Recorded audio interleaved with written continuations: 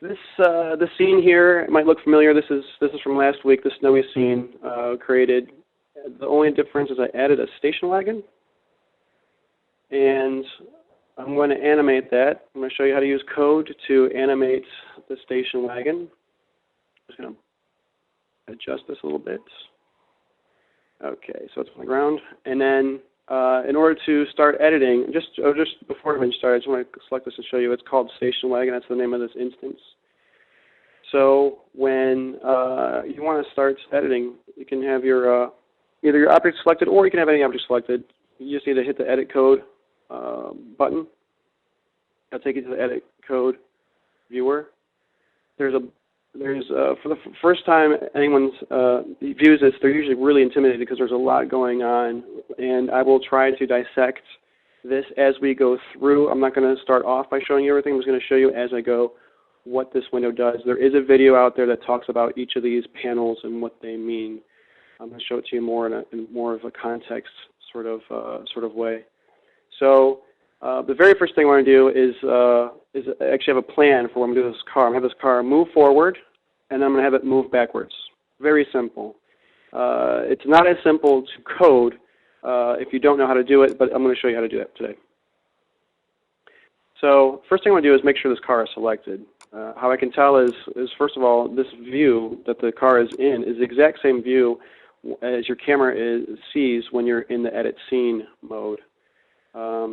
So when you're in the edit scene mode, whatever is selected will have a ring around it. Right now you can't see it, but the Arctic landscape has a ring around it. We can tell that Arctic landscape is selected because it says Arctic landscape on the left. It also says Arctic landscape in the object properties. Also, if you go to edit code, Arctic landscape will be featured in this instance drop-down menu right here. All the objects that are in the scene are known as instances.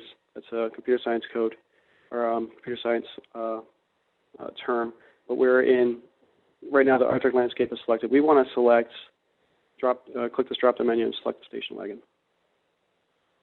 You can also see that there's a ring around the car.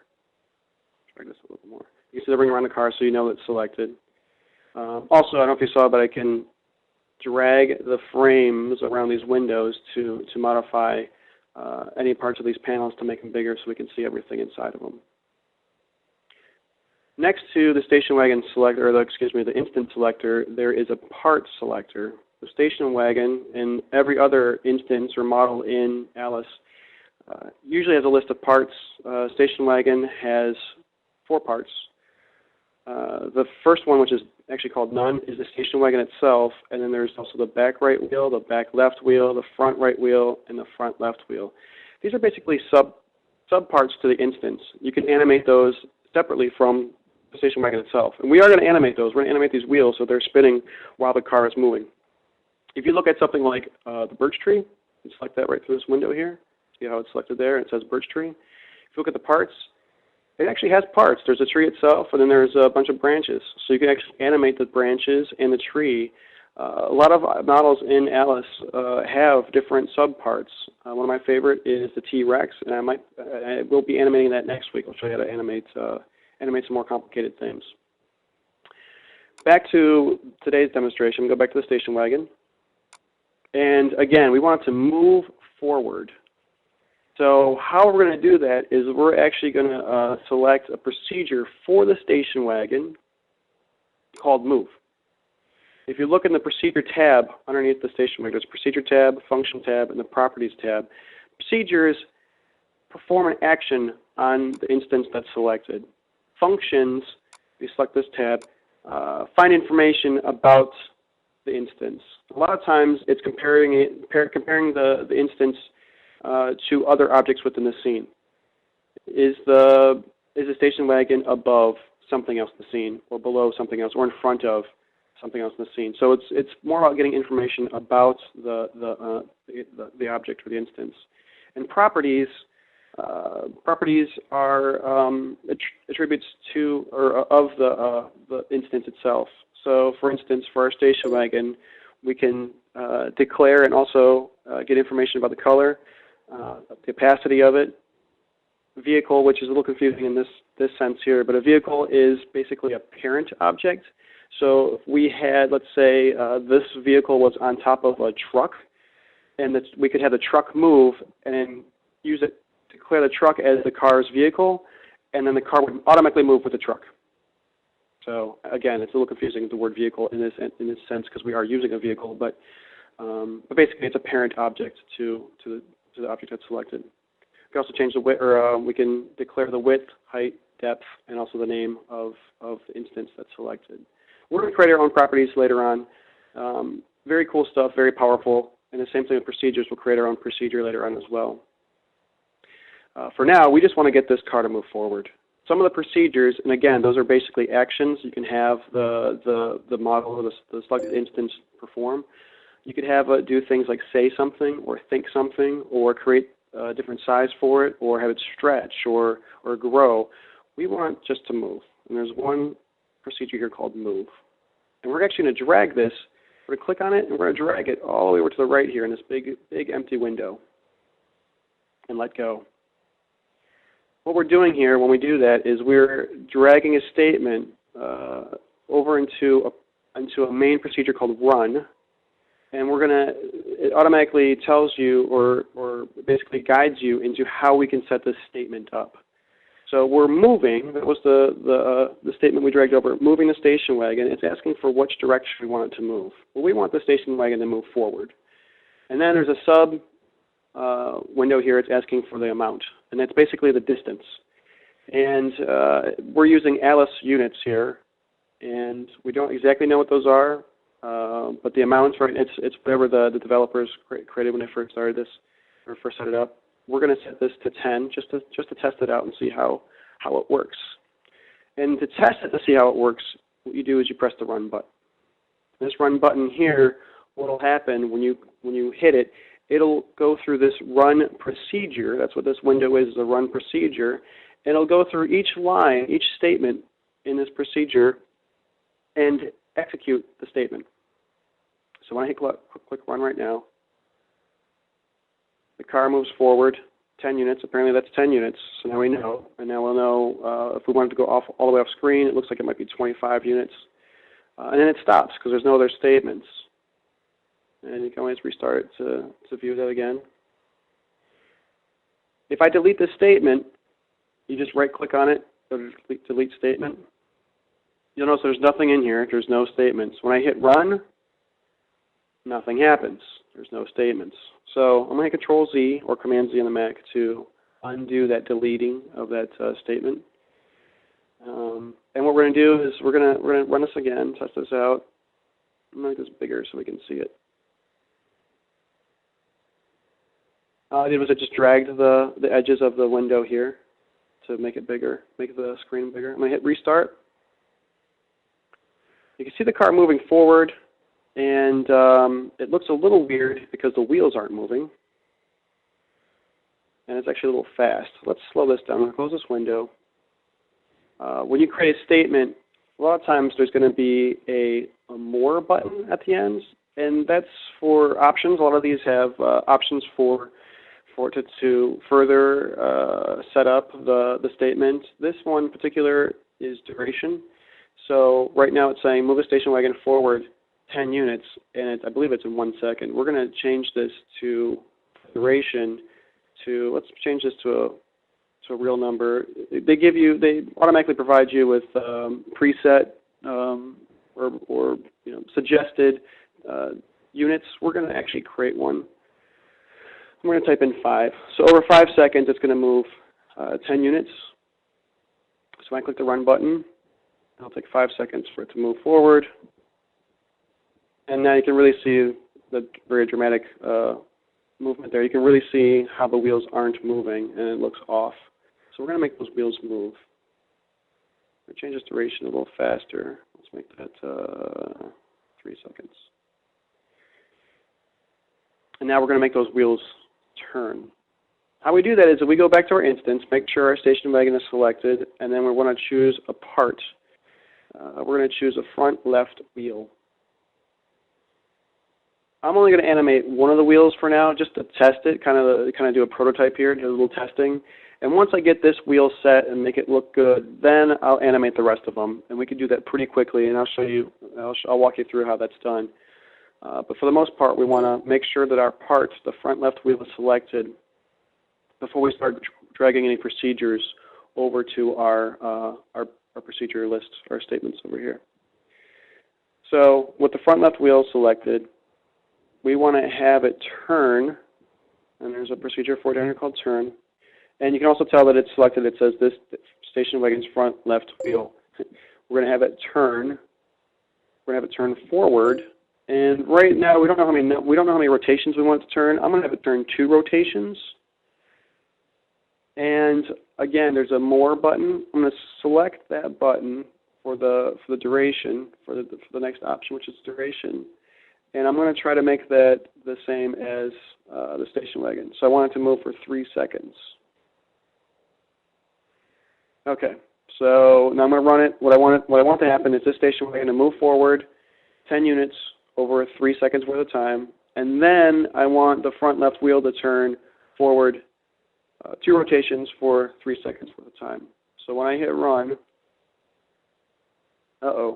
car moves, and then the wheel turns. That's not what I want. I want them to happen at the same time.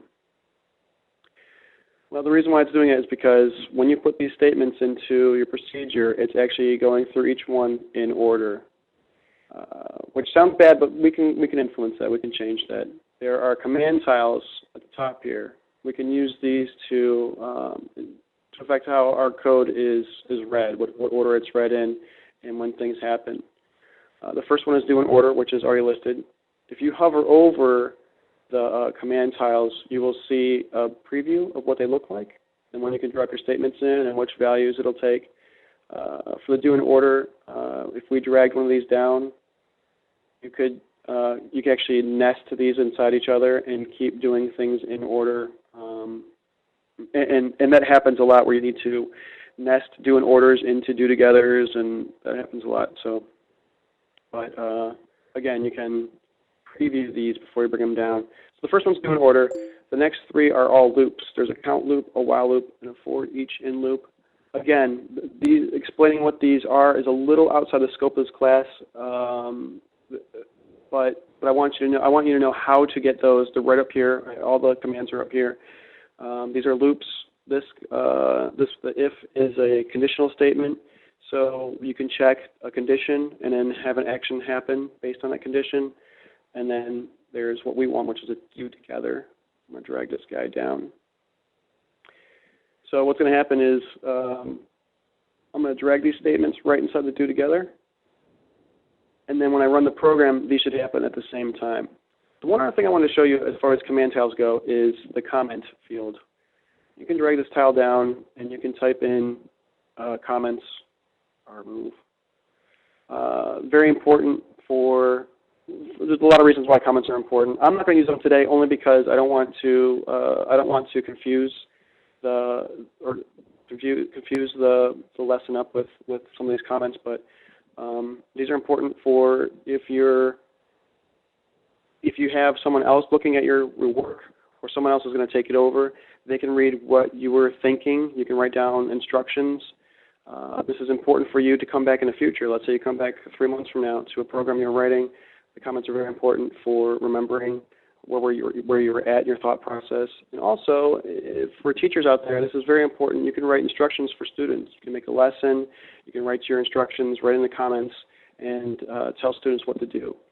I'm going to, or give them hints, I'm going to delete this comment for now, again, because I don't want it to be mixed in with our work for this lesson. Back to what we're doing, we're trying to get the station wagon to move and the front left wheel to turn at the same time. So I'm going to hit run. And you'll see, in fact, they do work at the same time. So what I'm going to do now is I want this car to go all the way off camera. It's going about halfway 10. I'm going to make it go 25. I'm going to make it go a little faster too. Well, just so you know, I'm changing the distance here. This is the move, or station wagon move forward a distance, which is 10 right now. When you go to edit these numbers, what they'll show you, or what Alice shows you, is the amount, the current value. It'll show you predetermined numbers you can choose from. And then it's got a randomizer, so you can choose a random number between two variables that you set up, or two values that you set up. You can choose math, which is a calculation. And you can also choose custom real number. That's what we're going to do right now. We're going to set this to 25. And for the duration, let's make this a little longer. Let's make this 4 seconds. Well, let's make this 5 seconds. And when I hit run, it should move all the way off screen. Okay, I don't know if you saw that, but the tire stops spinning as the car is moving right about now. The reason why that's happening is because our duration for the spinning is only at 3 seconds, while the duration of the movement of the car is at 5 seconds. What I want to do is I want these to happen. I want these numbers to always be the same. And how I'm going to do that, how I'm going to set this up, is I'm going to create a variable. I'm going to create a property called travel time. And then what's going to happen is I'm going to have these durations always point to travel time, and then I can set up travel time once, and these will automatically change and reflect that value. So I'm going to do that right now. I'm going to look at this button right here called the class button with it'll say class my scene when there's this big arrow, arrow pointing down. You click on that, and you can see all the objects that are in your scene, all the instances. And what you can do is you hover over one of these. You can edit it. You can edit the scene or edit the instance name. You can rename it. You can declare procedures for it. So you can create your own procedures. You can declare new functions. You can create your own functions, and you can declare properties. Create your own properties. I'm going to create my own property right now, and I'm creating it. For those of you who know what this means, I want this to be more of a global variable. So I'm going to create this on the my scene instance. For those of you who don't know what that means, don't worry about it. Just know if you're going to redo this this lesson here, create your property, declare your property on the my scene instance. So when you declare a property, you're shown this window here. It's the declare property window. There's 3 things they're asking from you. The value type. For this, we want it to be a number because it's going to be a distance. We're going to have the name. Or excuse me, this is going to be the duration. We're going to call this travel time, and it's going to ask you for an initializer. What an initializer is it's when this variable is set at the beginning of the program, it's asking you, or this value when it's set at the beginning of the program, it's asking you what do you want the number to be. I'm going to stick with 0. 0 is fine. There's also a checkbox over here for an array. Arrays are very powerful, but again, they're outside the scope of this class, and that's not what we want right now, so make sure that's been checked. And then hit OK. So I created that property, and I created it on the my scene, if you recall. It was my scene, declare property. In order to access that property, you must make sure that the my scene is selected in your instance. So select scene, and then click on the Properties tab. You'll see a list of properties for that object or that instance. The My Scene actually has all of the objects that are in the Alice editor are also out there too. So see all the birch trees and the landscape. And at the bottom of it, you'll see travel time, which is the property that we created. And there's 2 different parts to it. There's travel time in this Manila tab here. This is the value, the reference of the value of travel time, and this gray box here is actually a statement that we can use to declare what travel time is, what the value is going to be. So I'm actually going to drag this up here right now, and I'm going to set this to 25, which we have set right now. This is for the duration. We're going to set this to 5. Because that's what I want the car distance to be, is 5. So this is the travel time. I set to 5. It's 5. That's going to be 5 seconds. And instead of duration equaling 5, I'm just going to drag my value for travel time over to duration.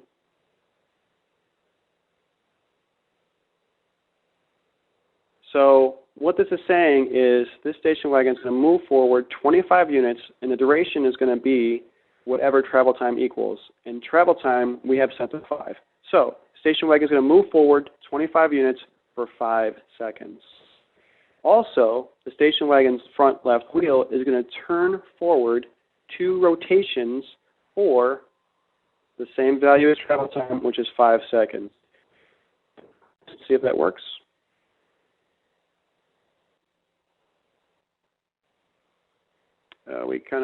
Let me stretch this window out. Just pull this down so we can see the whole thing. I'm going to restart this. And what we want to do is we want to make sure that the tire is animating at the same time as the car. So they both stop at the same time. Let's make this a little faster. Let's go 2 seconds. So I just changed this variable right here. These two values right, or these 2 references right here should automatically update. And when I hit run, they both move for the same amount of distance. Let's make this 3 seconds.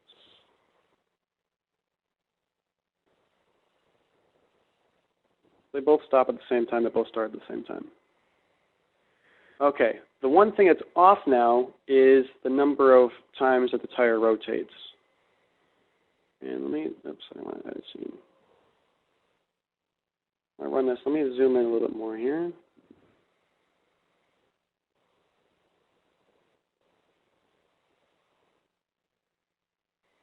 You'll see that the tire moves slower than the car is traveling forward. So what we want to do is we want the number of rotations, which is right here, station wagon, front left wheel, turning forward. This is the number of times it turns. This is the number of rotations. It's set right now to 2. We want this to automatically change depending on the distance. However, there's no way for us to reflect this number over here, just like there was no way for us to copy the duration into this field.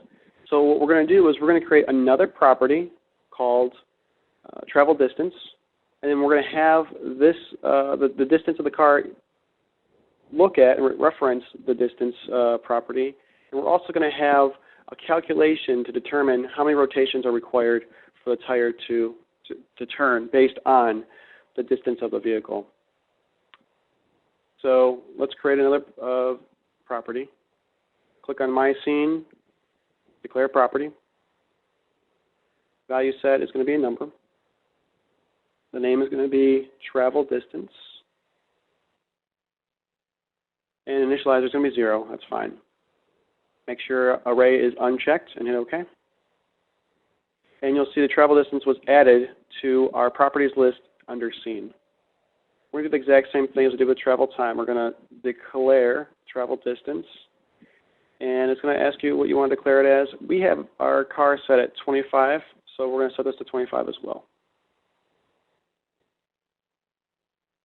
And now what we're going to do is we are going to set, instead of the number 25, we're going to have the car move a number of units equal to travel distance. So we're just going to drag travel distance from our property list over to where the number 25 was. And so now what it says is the station wagon will move forward a number equal to travel distance, which is 25. It's going to be 25 units, and for the duration of the value of travel time, which is right now 3 seconds. So hit run, just make sure that works. And it's still going 25. That's good. We're F screen. That's great. The problem, again, is the number of rotations that the tire is making. So what we're going to do is we're actually going to put a calculation here, a little formula. And in order to calculate how many rotations, well, I'll just write it down. The number of rotations equals distance divided by circumference.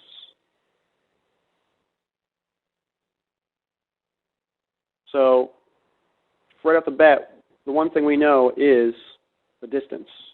The distance is going to be the same as travel distance. So we could write this as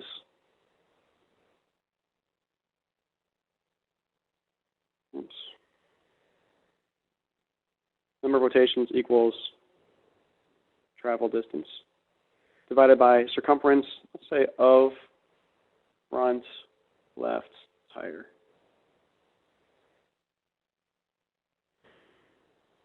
So in order to create this, we need to know the circumference. That's the one piece we're missing right now. If we look at our station wagon front left wheel, we can look at the properties here. There's color, opacity, vehicle, width, height, depth, and name. There isn't a circumference property. If you look at the functions to get more information about it, a lot of these, again, are very much about comparison. Is it below something? Is it in front of something? There isn't a circumference function. So we have to figure that out on our own. And what we know is that circumference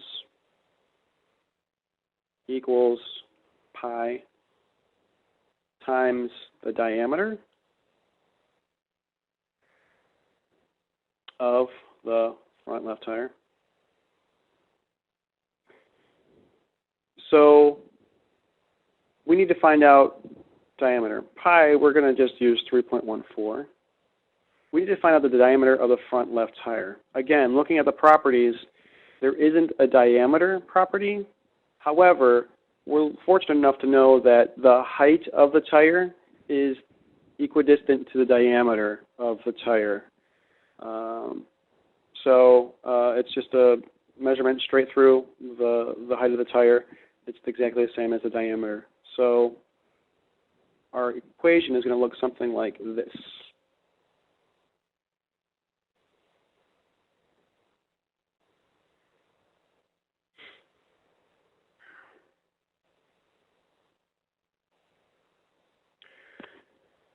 Travel distance, and we're going to get rid of this part.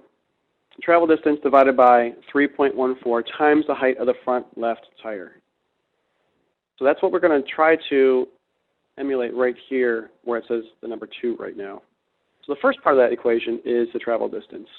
In order to change this to travel distance, we have to find the travel distance variable inside of our properties list. And again, that was located, we created that on the scene level. So we go to scene, properties, scroll down so you see the distance, travel distance. We're going to drag that property right into the rotation field.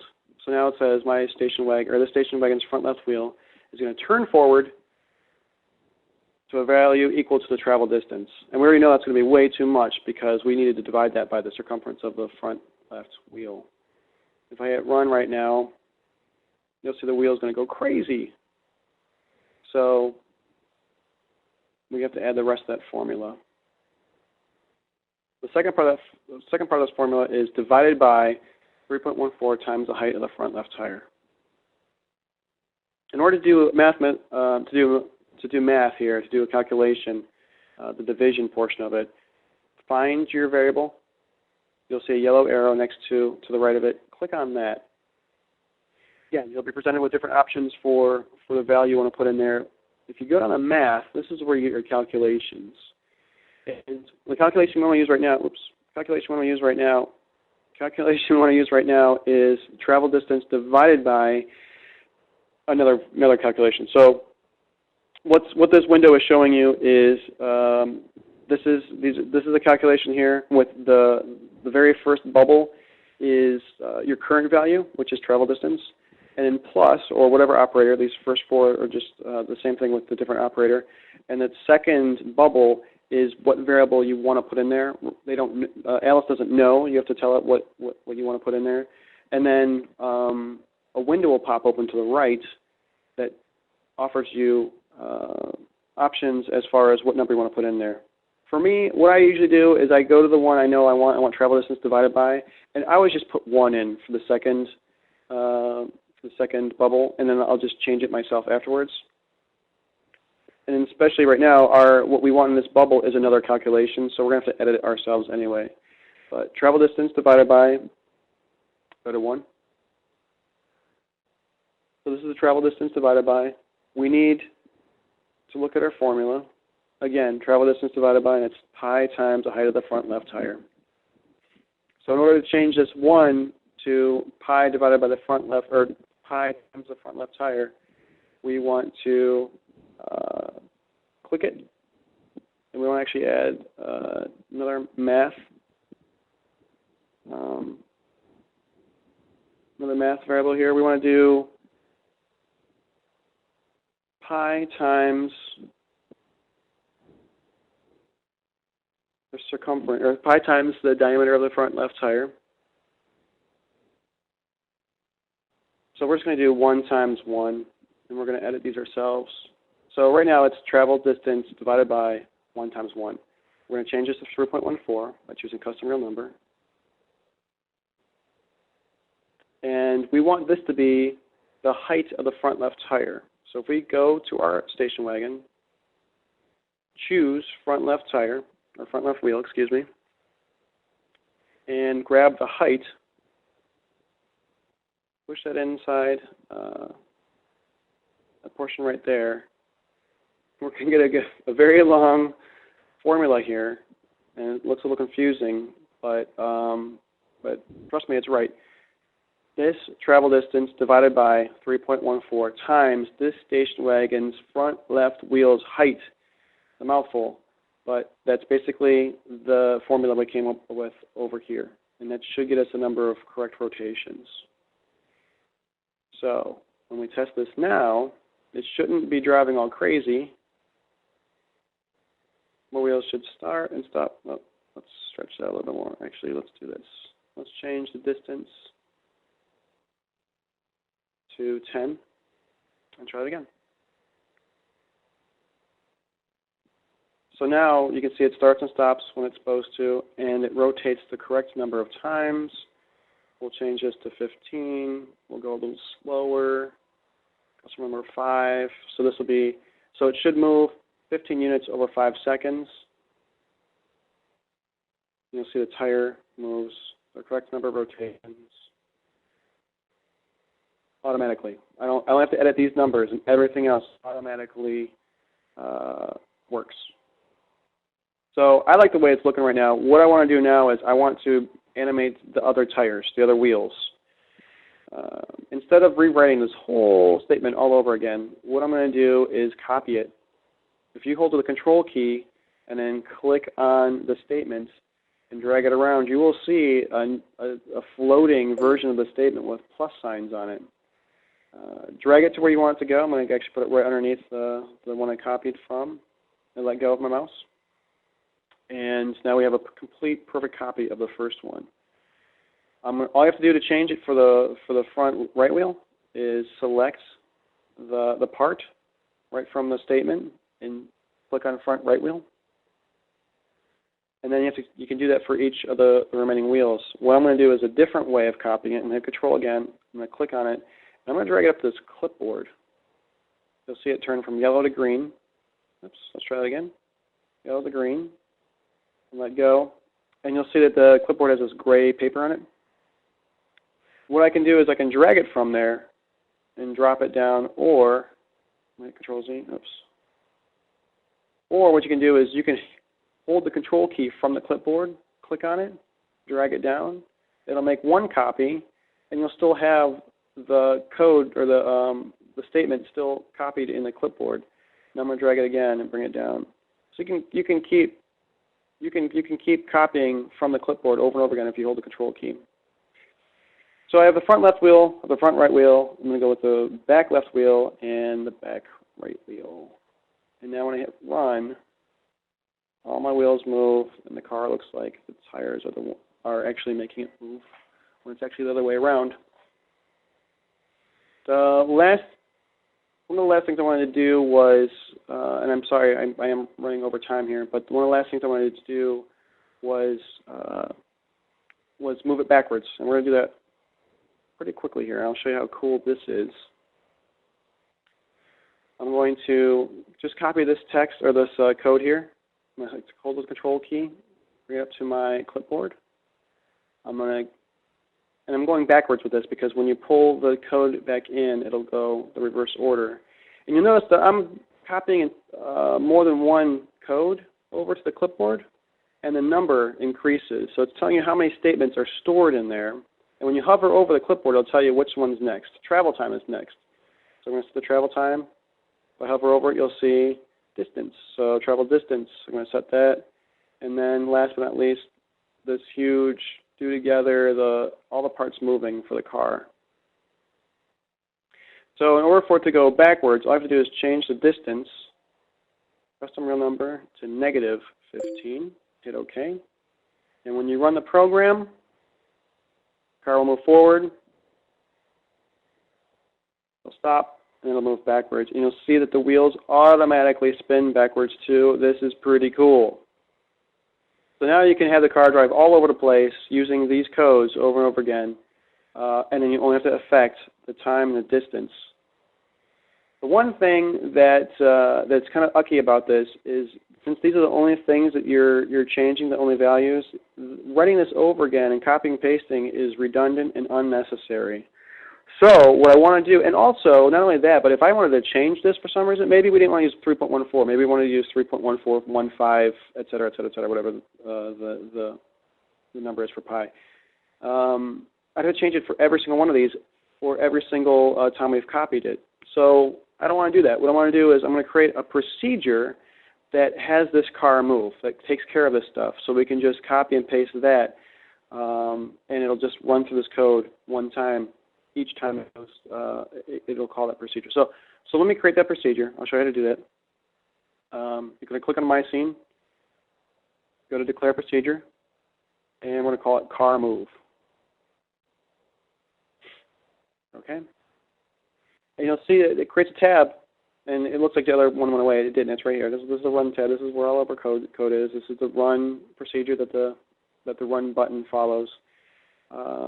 And this one is the new one we just created, Car Move. You'll see it's empty. So we want to drag the do together code up to the clipboard. We're going to go to our Car Move. We're going to drag the code back out. So now, anytime the Car Move procedure is called, it's going to go through, it's going to do together everything that we want it to do in order to get this car to move. So I'm going to go back to Run. I'm actually going to delete this do together. And then I want to get this Car Move procedure and place it into my code. So it's located in the My Scene. That's where we created it. You can also tell there's this gray circle next to it. That shows you which object is. It's an image of the object, and that gray circle represents Scene. So when I click Scene and I go to Procedures, you'll see the Car Move procedure right here. All I have to do is drag that where you want it. Basically, I'm dragging it to where that code used to be. So if you look at the procedure here for Run, if I click the Run button, what's going to happen is it's going to change the travel time value to 5. It's going to change the travel distance to 15. Then it's going to call the Car Move procedure. Let's take a look at that. When it calls the Car Move procedure, it's going to do together. It's going to have the car move forward, and it's going to move spin each tire the correct amount of distance dependent according to the travel distance that was set before. And then it's going to do the exact same thing for the new variables I set. And I'm actually going to change this travel time to 6, just to show that you can change the distances. So when I hit Run, I'm going to move forward. Actually, it's following that procedure that we created, and it's going to move backwards. And it's going to be a little slower this time, so we set to 6 instead of 5.